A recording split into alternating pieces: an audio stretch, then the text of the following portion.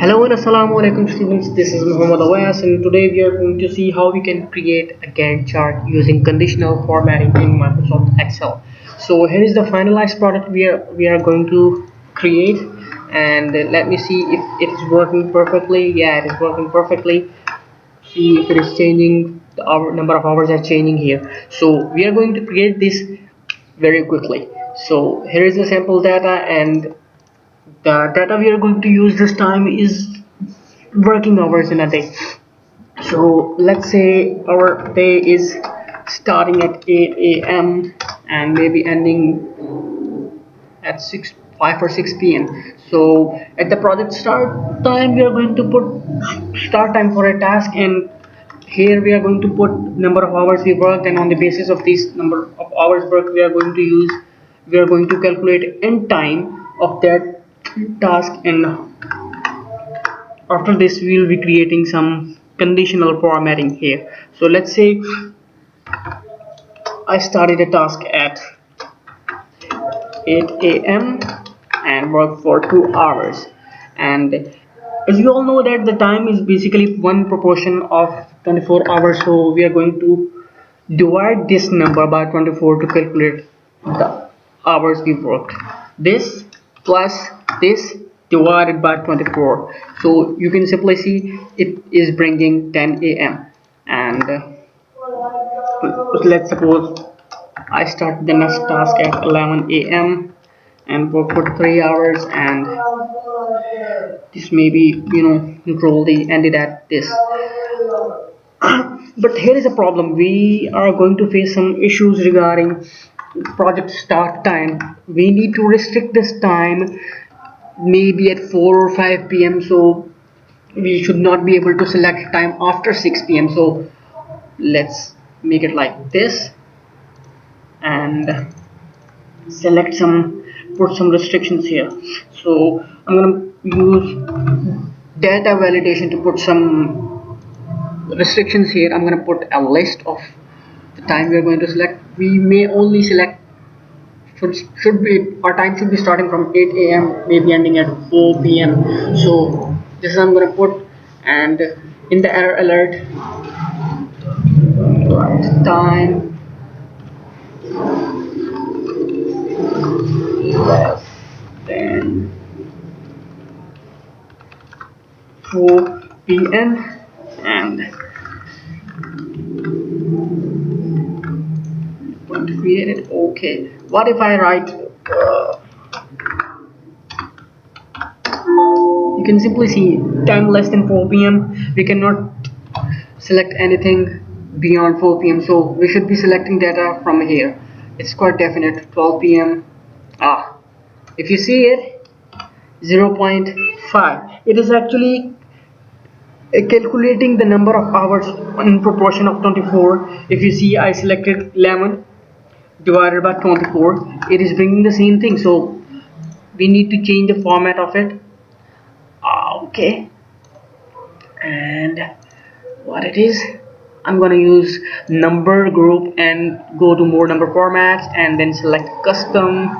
I'm gonna select hours and I'm gonna put maybe time in AM or PM, so you can simply see it. This is it, and on painter this also. So this is really working. Let me quickly put some data here.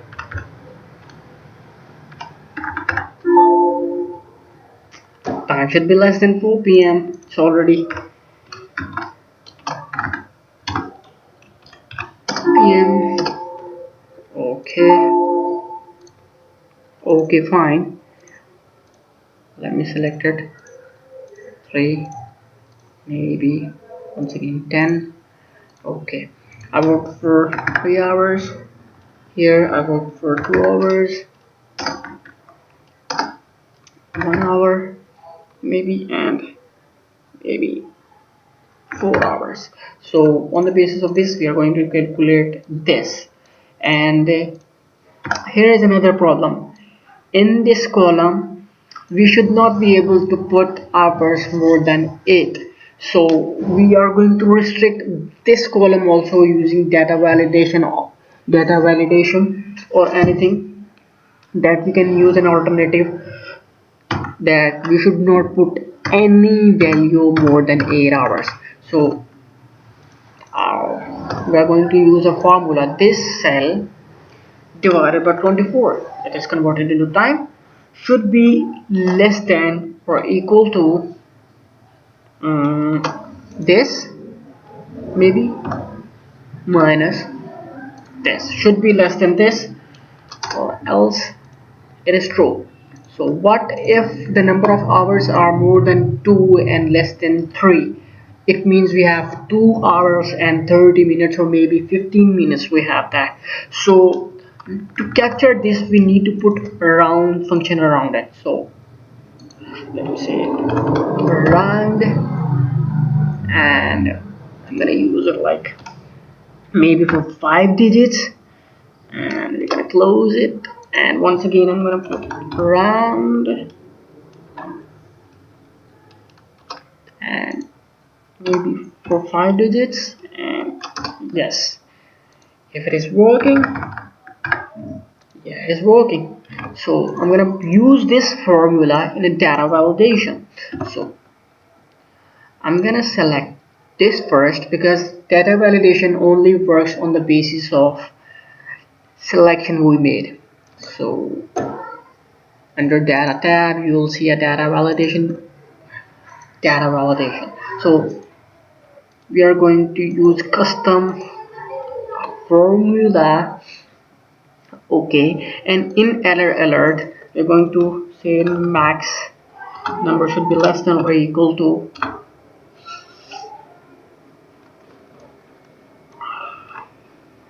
mine is not working this time. So less than max time should be less than or equal to max this. Okay, let me see if I can put 8 here. Time should be less than, it is going beyond 4 p.m. So we only select up to 6, maybe. Yes, you can select it. We cannot put it like this. So it's working perfectly fine here. So, and I'm gonna use another conditional formatting here. So whenever this cell or this cell is blank, keep this cell blank. So Alt O D is a shortcut key to go to conditional formatting, or you can go pressing home, conditional formatting, and new rule. Use a formula definitely, and I'm going to use or function if any one of these two cells, either of these cells, this condition 1 is, let me select this. Okay, this cell equals this cell equals blank, or logic 2 is if this cell equals blank. What I want to do, format, there are actually two ways to do it. One is you can simply select white color from the color of font,